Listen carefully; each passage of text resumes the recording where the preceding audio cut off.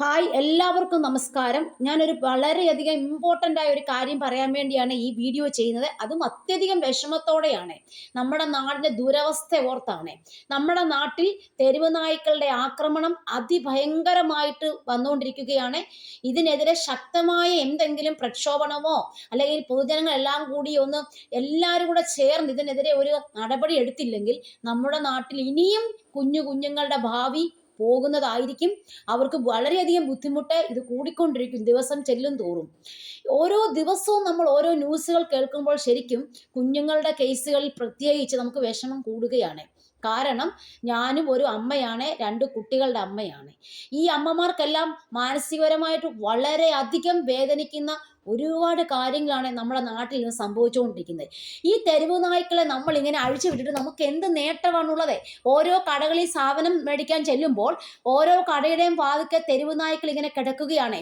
അതായത് അത് നാക്ക് നീട്ടി പല്ലും വെച്ച് പേടിയാണ്. നമുക്ക് കടകളിൽ കയറി സാധനം മേടിക്കാൻ പോലും വഴിയുടെ അരികത്തൂടെ നടക്കാൻ പേടിയാണ്. എവിടെ നോക്കിയാലും തെരുവ് നായ്ക്കളുടെ ശക്തമായ ആക്രമണമാണ് നടക്കുന്നത്. എന്തുകൊണ്ട് ഇതിനെ ഇങ്ങനെ വെറുതെ വിഹരിക്കാൻ നമ്മൾ അനുവദിക്കുന്നു? എല്ലാവരും പറയുന്നു വേസ്റ്റ് കൊണ്ടിടുന്നത് കൊണ്ടാ തെരുവ് നായ്ക്കൾ വരുന്നതെന്ന്. ഇവിടെ വേസ്റ്റ് മാനേജ്മെന്റ് സിസ്റ്റം എന്തുകൊണ്ട് നടപ്പാക്കുന്നില്ല? ഇവിടെ കുടുംബശ്രീയുടെയും പഞ്ചായത്തിൻ്റെ ഒക്കെ ആഭിമുഖ്യത്തിൽ വീട്ടിൽ വന്ന് വേസ്റ്റ് എടുക്കാനൊക്കെ വരുന്നുണ്ടല്ലോ. അപ്പോൾ ഇനിയെങ്കിലും അപ്പോൾ പറയും ഇവിടെ വേസ്റ്റ് നല്ല രീതിയിൽ എല്ലാം എടുത്തുകൊണ്ട് പോകുന്നുണ്ടെന്നൊക്കെ പറയുന്നത്. പ്ലാസ്റ്റിക് കവറുകളെ ഒക്കെ ഇതേ ഞങ്ങളുടെ ഇവിടെ വേസ്റ്റ് എടുക്കാൻ വന്നിട്ട് ഈ ഞങ്ങളുടെ തൊട്ട് പറമ്പിലെ സൈഡിലൊക്കെ വേസ്റ്റ് കൂട്ടിയിട്ടേ പോകുന്ന എടുത്തുകൊണ്ട് പോയിട്ടില്ല. ചാക്ക് കണക്കിന് കിടപ്പുണ്ട് ഇവിടെ. എന്താ നമ്മൾ 50 രൂപ വെച്ച് കൊടുക്കുകയും വേണം. അപ്പോൾ നമുക്ക് പറയാനുള്ളത് ഇത്രയേ ഉള്ളൂ. ഇനിയെങ്കിലും ശക്തമായ വേസ്റ്റ് മാനേജ്മെന്റ് സിസ്റ്റം ഇവിടെ വരണം. നിങ്ങൾ തെരുവ് നായ്ക്കളെ വളർത്തിയിട്ട് എന്ത് നേട്ടം നിങ്ങൾക്ക് കിട്ടും? തെരുവ് നായ്ക്കളെ നിങ്ങൾ വളർത്തിക്കോ, ആരും വളർത്തരുതെന്ന് പറയുന്നില്ല.